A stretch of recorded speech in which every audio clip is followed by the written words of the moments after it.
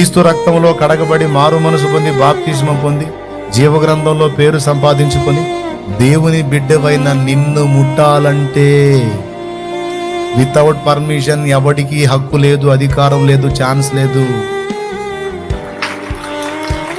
దేవుడు పర్మిషన్ ఇవ్వకుండా నిన్ను టచ్ చేసేద్దాం ఎవడికి లేదు.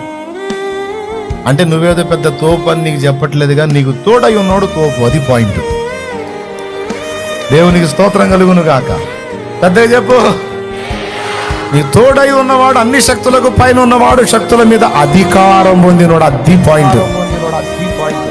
అర్థమైందా? ఆయన శక్తుల మీద అధికారం పొందాడు. ఇప్పుడు ఏ శక్తినైనా నిర్వీర్యపరచగలడు, ఉత్తేజపరచగలడు, దేన్నైనా అమలు చేయగలడు, రద్దుపరచగలడు, దేనికైనా ముందుకు వెళ్ళడానికి అవకాశం ఇవ్వగలడు, ఏయ్ అని కంట్రోల్ చేయగలడు.